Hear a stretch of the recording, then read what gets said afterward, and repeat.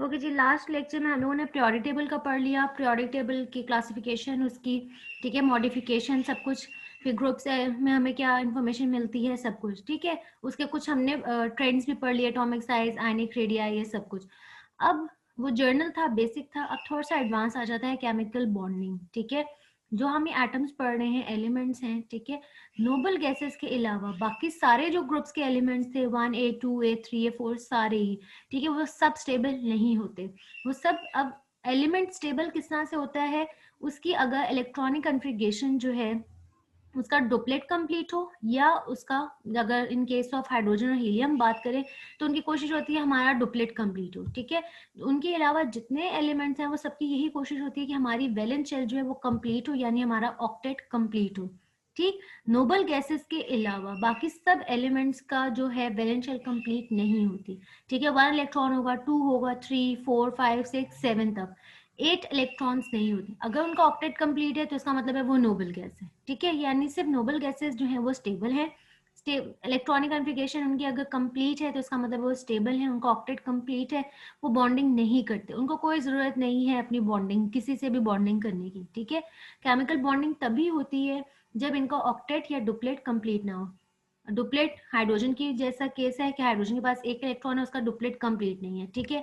Lithium की, sodium, potassium, इन सब की बात करें तो इन लोगों की ऑक्टेट कंप्लीट नहीं है, ठीक। अब ऑक्टेट कंप्लीट करने के लिए वो क्या करते हैं, केमिकल बॉन्डिंग, यानी किसी और एटम के साथ। अब वो कोई भी एटम सेम हो सकता है, जैसे फॉर एग्जांपल हाइड्रोजन हाइड्रोजन के साथ कर ले, होमोन्यूक्लियर सेम भी हो सकते हैं, या किसी डिफरेंट के साथ। फॉर एग्जांपल अगर हाइड्रोजन जो है क्लोरीन के साथ रिएक्शन कर रहा है, ठीक है, अपने आप को स्टेबल करने के लिए, तो वो हेट्रोन्यूक्लियर की एग्जांपल है, ठीक। केमिकल बॉन्डिंग बेसिकली आपके पास क्या होती है, केमिकल बॉन्ड आपके पास बॉन्डिंग, ठीक है। Chemical bond is the force, ठीक है, फोर्स है which holds together two or more atoms ions to form a large variety of compounds, ठीक है। अपने आप को स्टेबल करने के लिए टू, मिनिमम टू, कभी भी केमिकल बॉन्डिंग में आप सिंगल एटम नहीं स्टडी करते, minimum to or more than to, ठीक है। एटम्स हो सकते हैं, आइंस हो सकते हैं, उनके दरमियान में फोर्स होती है, ठीक है, फोर्स ऑफ अट्रैक्शन उनको होल्ड करती है, तो हम उसको कहते हैं केमिकल बॉन्डिंग,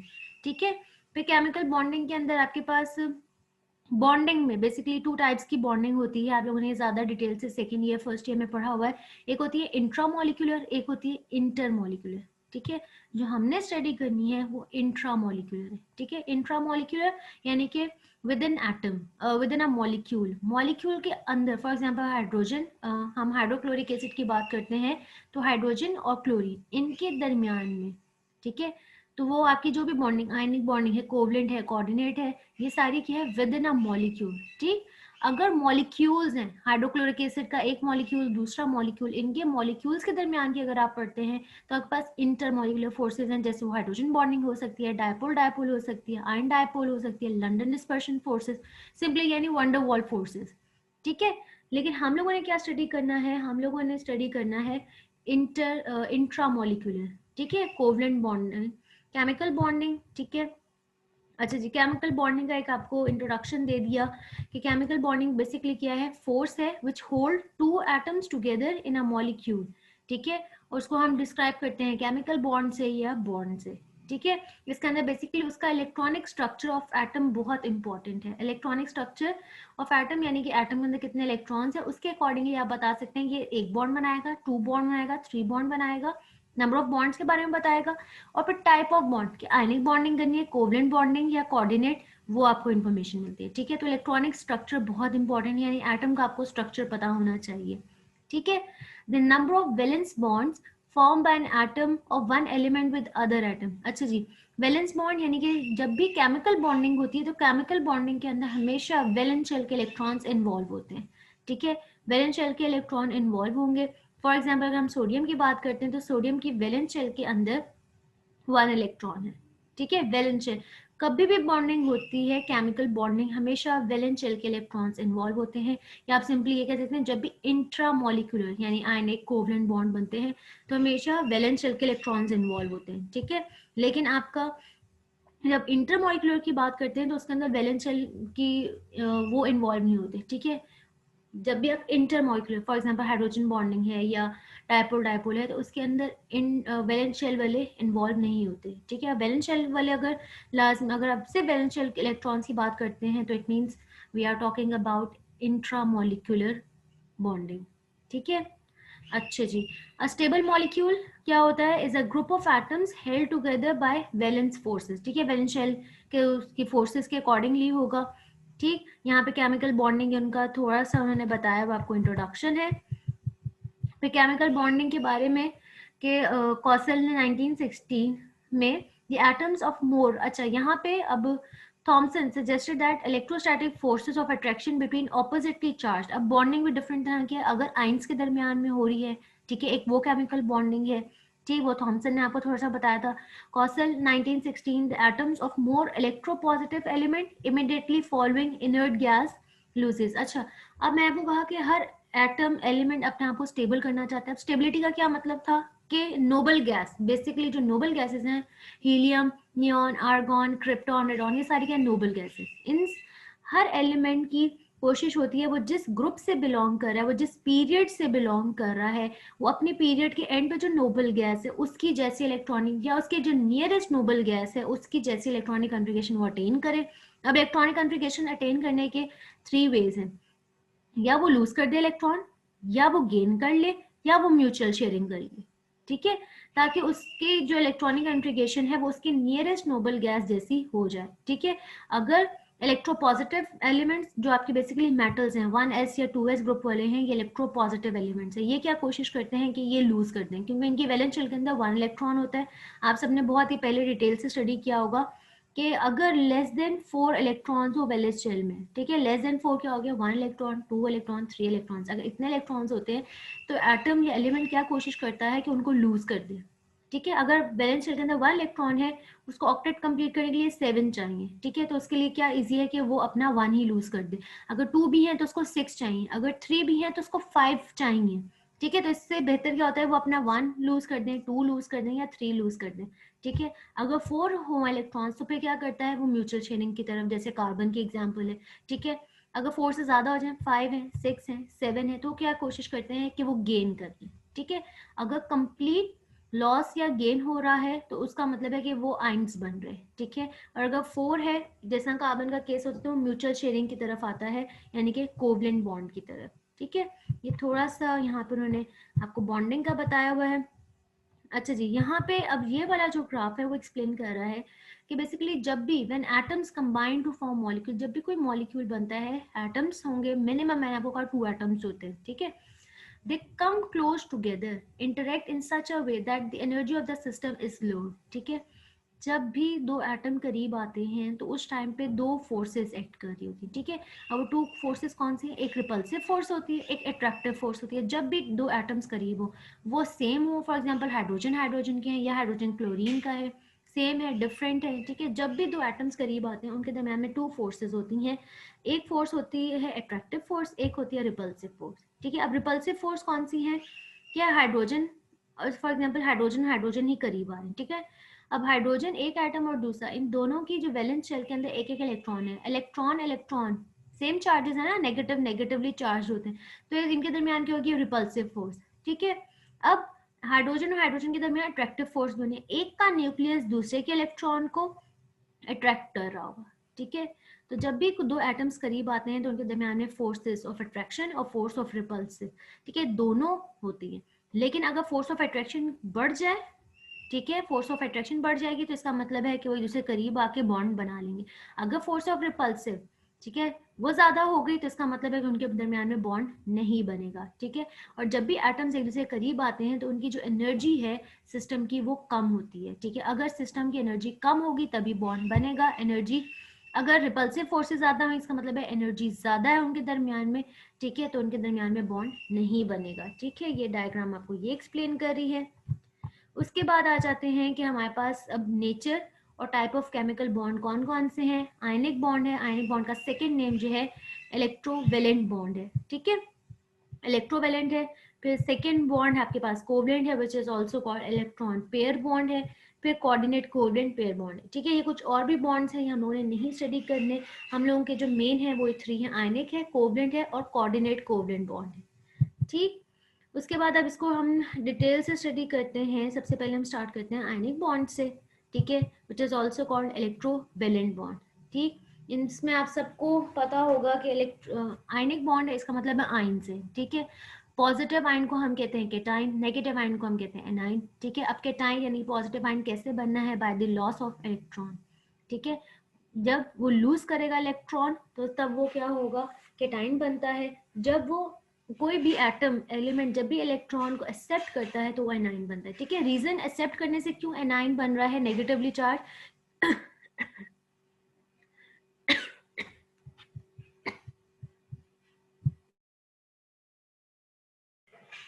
क्योंकि एटम ने जब ओवरऑल वैसे एटम जो भी होता है वो आपके पास एक न्यूट्रल होता है, ठीक है। न्यूट्रल होने का मतलब क्योंकि उसके न्यूक्लियस के अंदर प्रोटॉन है पॉजिटिवली चार्ज, जितने प्रोटॉन होते हैं उतने ही इलेक्ट्रॉन होते हैं इन एटम, ठीक है, न्यूट्रल एटम। अब इसको कोई बॉन्डिंग नहीं कर रहा, ठीक, इसलिए ओवरऑल आपका जो एटम है वो न्यूट्रल है। लेकिन अगर उसने एक इलेक्ट्रॉन एक्सेप्ट कर लिया तो प्रोटॉन तो अंदर ही है ना न्यूक्लियस के, वो तो आपने इंक्रीज नहीं कर रहे, आपने क्या किया, इलेक्ट्रॉन इंक्रीज कर दिया, यानी नेगेटिव चार्ज इंक्रीज कर दिया। इस वजह से by the gain of electron कोई भी जो एटम होता है वो नेगेटिवली चार्ज यानी कि हम उसको कहते हैं एनाइन हो जाता है। जब लूज करता है इलेक्ट्रॉन को तो इसका मतलब है वो केटाइन बनता है, ठीक है, यानी कि कंप्लीट ट्रांसफर ऑफ इलेक्ट्रॉन है, ठीक। आइंस बनते हैं, आइंस के दरमियान में जो ऑपोजिट चार्ज वाले आइंस हैं, कैटाइंस और एनाइंस, इनके दरमियान में जो फोर्स ऑफ अट्रैक्शन होती है वो आपके पास जो है आयनिक और इलेक्ट्रोवेलेंट बॉन्ड बनाता है, ठीक है। The bond formed by complete transfer of electron from electropositive atom to a more electronegative atom. Electropositive atom कौन सा होता है, जो इजीली लूज करता है इलेक्ट्रॉन, ठीक है, उसको हम कहते हैं इलेक्ट्रोपॉजिटिव एटम। इलेक्ट्रोनेगेटिव जो गेन करता है, ठीक है, जिसकी गेन इलेक्ट्रॉन गेन करने की कैपेबिलिटी ज्यादा हो, ठीक है। तो आयनिक बॉन्ड किस तरह से बनता है, इलेक्ट्रोपॉजिटिव एटम और इलेक्ट्रोनेगेटिव एटम के दरमियान में और कंप्लीट ट्रांसफर ऑफ इलेक्ट्रॉन से, ठीक है जी। उसके बाद उन्होंने और आपको यहाँ पे थोड़ी सी एग्जांपल्स दी हुई है, ठीक है। जैसे यहाँ पे इमेजिनरी है कि कोई एटम है m और एक है x है, ठीक है। तो यहाँ पे m ने क्या किया है, पॉजिटिव साइन है, इसका मतलब इसने लूज किया है, x ने क्या किया है, गेन कर लिया, ठीक है। तो ये आपस में फिर बॉन्डिंग कर सकते हैं, ठीक है।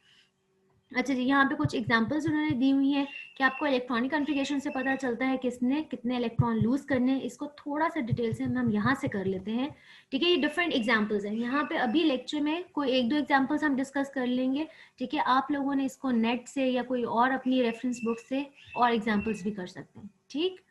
अच्छा जी, जैसे यहाँ फॉर्मेशन ऑफ सोडियम क्लोराइड है, ठीक है। तो सोडियम सोडियम क्या कर रहा है, इसकी वैलेंस शेल के अंदर 1 इलेक्ट्रॉन होता है, इसको अपना ऑक्टेट कंप्लीट करने के लिए 7 चाहिए या ये 1 को लूज कर दे। इसके लिए इजी है कि 1 लूज कर दे इलेक्ट्रॉन, एक इलेक्ट्रॉन को लूज कर देगा तो ये सोडियम पॉजिटिव आयन, ठीक है। अब इसकी कॉन्फ़िगरेशन किस तरह की होगी, नियॉन की तरह की, ठीक है। पहले क्या थी, 1s2 2s2 2p6 और 3s1, अब इसकी नियॉन जैसी हो गई।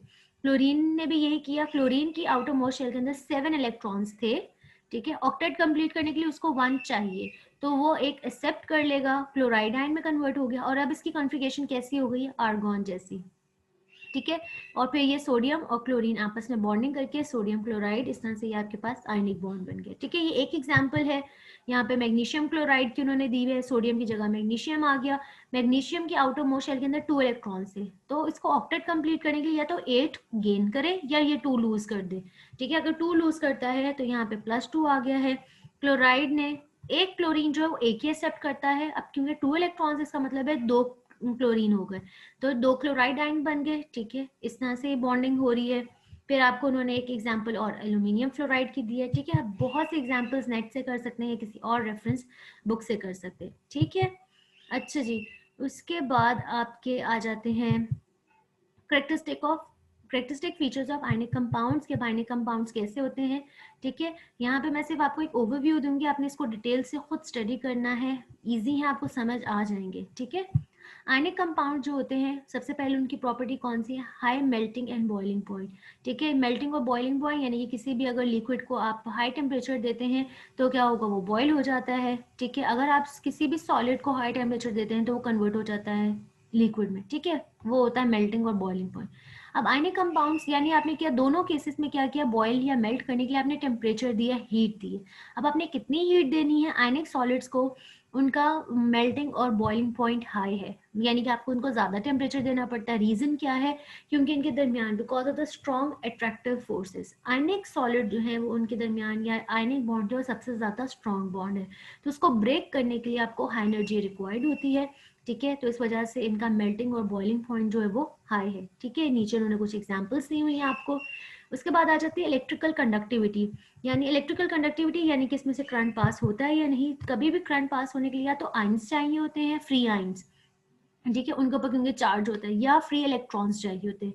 ठीक है, तभी कोई भी चीज आपके पास गुड कंडक्टर होती है। ठीक है, तो यहाँ पे अगर तो सॉलिड स्टेट में है तो आयनिक कंपाउंड, अगर सॉलिड स्टेट में इसका मतलब वो टाइटली पैक है, वो बैड कंडक्टर्स हैं। लेकिन अगर वो मोल्टन स्टेट में यानी मेल्ट हुए हुए हैं, आइंस की फॉर्म में आ जाते हैं, फ्री एनाइंस और केटाइंस की फॉर्म में, तब वो आपके पास जो है कंडक्टर्स हैं।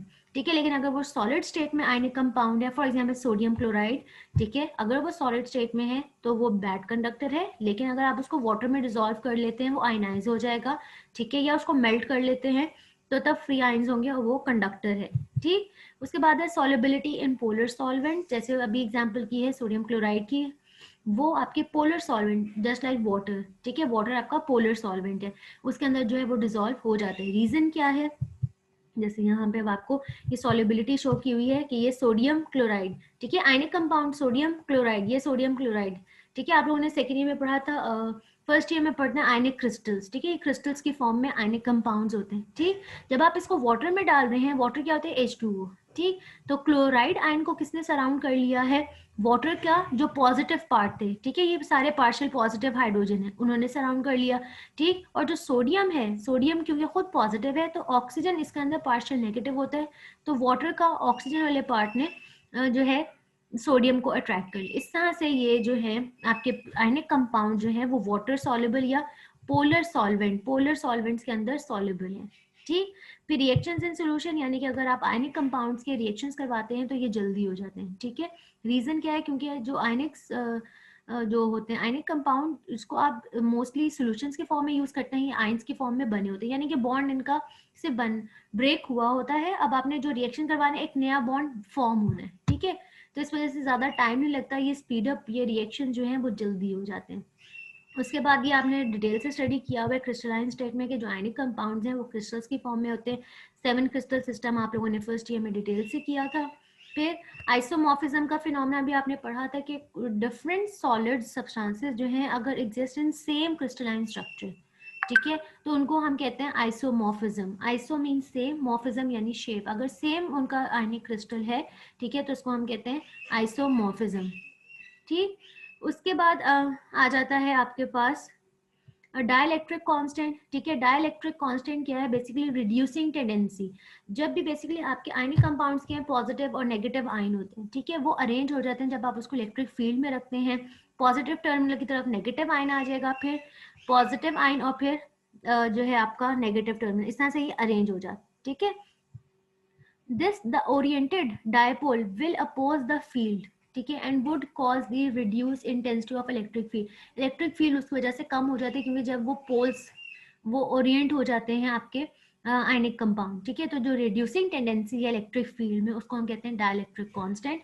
ठीक है, और ये नॉन डायरेक्शनल बॉन्ड है आपका, और लो कोफिशिएंट ऑफ एक्सपेंशन है, और ऑप्टिकल प्रॉपर्टीज यानी कि absorption of compound is same as that of individual ions. ठीक है, ये इनके कुछ करेक्टरिस्टिक्स हो गए।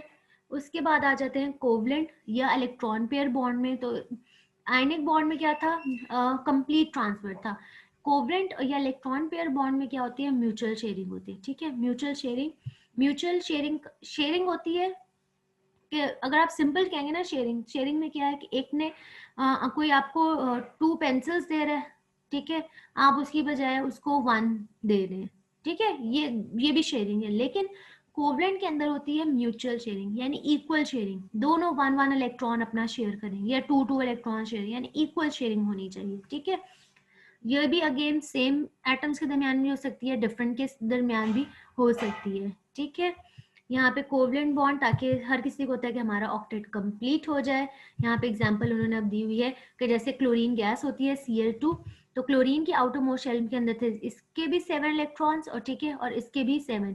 अब थोड़ा सा इलेक्ट्रॉन्स को डिफरेंट करने के लिए उन्होंने क्या किया, इसके इलेक्ट्रॉन्स को डॉट से शो किया, इसके इलेक्ट्रॉन्स को क्रॉस से, ठीक है। दोनों के पास 7 इलेक्ट्रॉन्स थे, ठीक, यानी कि 2 के पेयर्स तो बन गए। ये अभी अनपेयर्ड था, इनका ये अनपेयर्ड था, ठीक है। तो ये अपना एक एक इलेक्ट्रॉन शेयर कर रहे हैं। तो इस तरह से अगर अपना 1 इलेक्ट्रॉन शेयर करते हैं तो इसका मतलब है कि हम इसको कहते हैं सिंगल बॉन्ड बना है, ठीक है। अगर 2 इलेक्ट्रॉन्स शेयर कर रहे हो सेम एटम्स, ठीक है, तो उसको हम कहते हैं कि डबल बॉन्ड है। अगर 3 इलेक्ट्रॉन्स शेयर कर रहे हो सेम एटम्स, तो उसको हम कहते हैं कि ये ट्रिपल बॉन्ड है।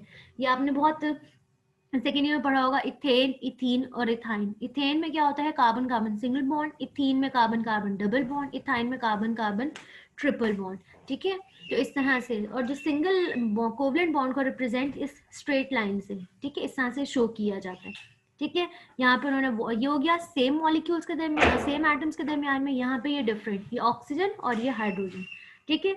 ऑक्सीजन की वैलेंस शेल में थे 6 इलेक्ट्रॉन, 2 और 2, ये इसका एक अनपेयर्ड और ये इधर एक अनपेयर्ड। ये हाइड्रोजन, क्योंकि हाइड्रोजन के पास एक ही इलेक्ट्रॉन होता है, एक हाइड्रोजन ने कर ली और ये दूसरे ने, इस तरह से ये इसका हो जाएगा, ठीक है। उसके अलावा यहाँ पे और भी एग्जांपल्स उन्होंने अब दी हुई है, जैसे फ्लोरीन और फ्लोरीन की है, तो ये फ्लोरीन की इलेक्ट्रॉनिक कन्फिगरेशन शो की हुई है, ये एक और फ्लोरीन की, इसका भी 2pz अनपेयर्ड है, यानी सिंगल इलेक्ट्रॉन है, इसका भी 2pz अनपेयर्ड है, ठीक है। तो ये अब म्यूचुअल शेयरिंग करते हुए दोनों आपस में कंबाइन हो जाएंगे। जिन्होंने आपस में बॉन्डिंग करते हैं हम उनको कहते हैं बॉन्डिंग ऑर्बिटल्स, ठीक है। जो बॉन्डिंग नहीं करते हम उसको कहते हैं नॉन बॉन्डिंग इलेक्ट्रॉन्स, ठीक है। तो ये इन्होंने ये आपको शो किया हुआ है। फिर नीचे डिफरेंट एग्जांपल्स उन्होंने आपको दी हुई है, जैसे ये PCl5 की है, यानी फॉस्फोरस पेंटा क्लोराइड की है, कि फॉस्फोरस ने 5 क्लोरीन्स के साथ जो है वो बॉन्डिंग की हुई है, ठीक है। ये डिफरेंट एग्जांपल्स हैं फॉस्फोरस पेंटा क्लोराइड की। इसके बाद आ जाते हैं हमारे पास कैरेक्टरिस्टिक्स हैं कोवलेंट बॉन्ड के। तो नेचर ऑफ बॉन्ड, ये जो बॉन्ड किस तरह से बनता है, ये म्यूचुअल शेयरिंग से बनता है, ठीक है। उसके बाद मेल्टिंग और बॉइलिंग पॉइंट इसका थोड़ा रिलेटिवली लो है, ठीक है। आयनिक बॉन्ड सबसे ज्यादा स्ट्रॉन्ग है, उसका मेल्टिंग और बॉइलिंग पॉइंट कंपाउंड के ज्यादा होते हैं, कोवलेंट के थोड़े लो हैं।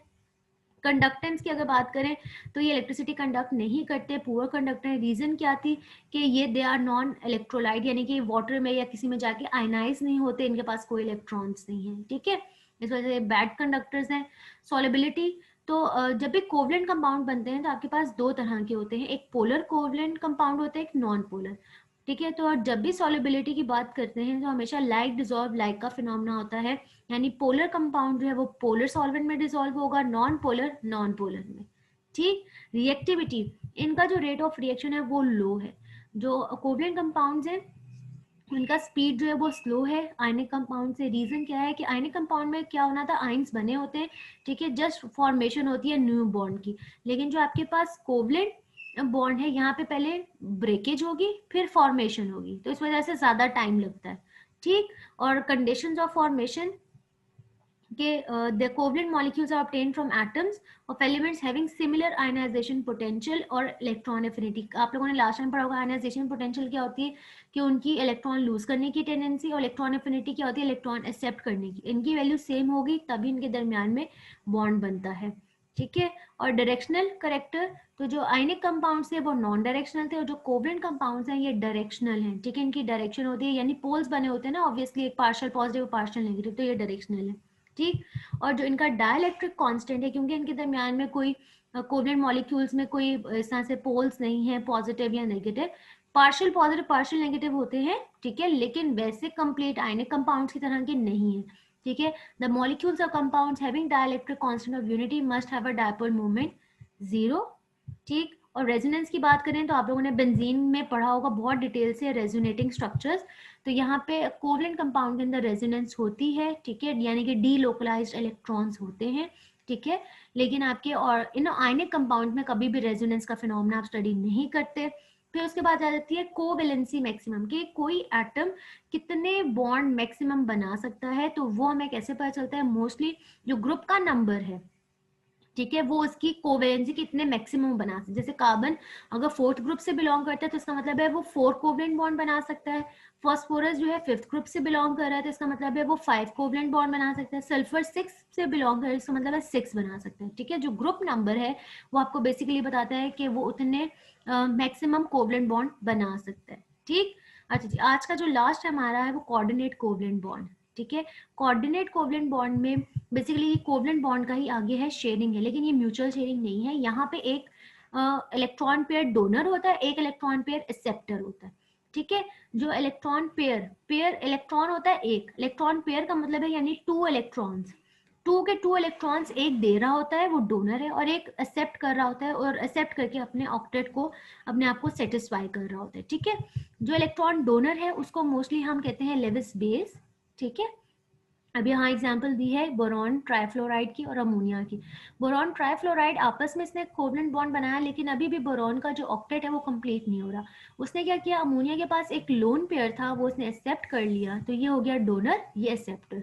और कोऑर्डिनेट कोवलेंट बॉन्ड को एरो से रिप्रेजेंट करते हैं, डोनर की तरफ जो है वो टेल आती है, हेड आता है एक्सेप्टर की तरफ, ठीक है। इस तरह से आपके पास, और मोस्टली हम ये ट्रांजिशन मेटल्स के अंदर कोऑर्डिनेट कोवलेंट बॉन्ड को स्टडी करते हैं, ठीक है। आप लोगों ने सेकेंड ईयर में कोऑर्डिनेशन केमिस्ट्री का एक चैप्टर पढ़ा था, कंपाउंड कॉम्प्लेक्स कंपाउंड्स का, ठीक है। वहां पे आपने लिगेंड्स पढ़े थे, तो लिगेंड्स क्या थे, इलेक्ट्रॉन पेयर डोनर। जैसे अब इस वाले केस में जो अमोनिया है, हम उसको कहेंगे ये डोनर है, बेसिकली क्या है, लिगेंड, ठीक है, इस तरह से। और जो एक्सेप्टर होता है, ठीक है, transition element would act as a Lewis acid because they are short of electrons, यानी कि शॉर्टेज होती है, ठीक, due to the presence of unfilled d और एफ ऑर्बिटल्स। तो यहाँ पे उन्होंने कुछ एग्जांपल्स दी हुई हैं कि मोस्टली कोऑर्डिनेट कोवलेंट बॉन्ड आप कोऑर्डिनेशन केमिस्ट्री या कोऑर्डिनेट कॉम्प्लेक्सेस के अंदर पढ़ते हैं, ठीक है। और जो उनकी करेक्टरिस्टिक्स हैं, characteristic features of coordination compounds, ठीक है, तो इनके मेल्टिंग और बॉइलिंग पॉइंट क्या है कि फेयरली हाई है, मेल्टिंग और बॉइलिंग पॉइंट, ठीक है, which are more than those of covalent compound but less than ionic। ionic compound से कम है, लेकिन जो है covalent compound से ज्यादा है इसका मेल्टिंग पॉइंट और बॉइलिंग पॉइंट, ठीक है। इलेक्ट्रिकल कंडक्टिविटी की बात करते हैं तो ये फेयरली गुड कंडक्टर हैं, ठीक है, लेकिन किसकी प्रेजेंस में, क्योंकि इसके अंदर भी कॉम्प्लेक्स बन जाते हैं, ठीक है, कॉम्प्लेक्स आइंस होते हैं। कोऑर्डिनेट कोवलेंट के अंदर भी आपके पास कॉम्प्लेक्स आइंस होते हैं, इस वजह से ये आपके पास कंडक्टर्स हैं। लेकिन जो न्यूट्रल कॉम्प्लेक्सेस हैं उसके वो क्या है, आपके पास नॉन कंडक्टर्स हैं, ठीक है। सॉलिबिलिटी का वही फिनोमेना, लाइक डिसॉल्व लाइक का, पोलर पोलर में डिसॉल्व होगा, नॉन पोलर नॉन पोलर में।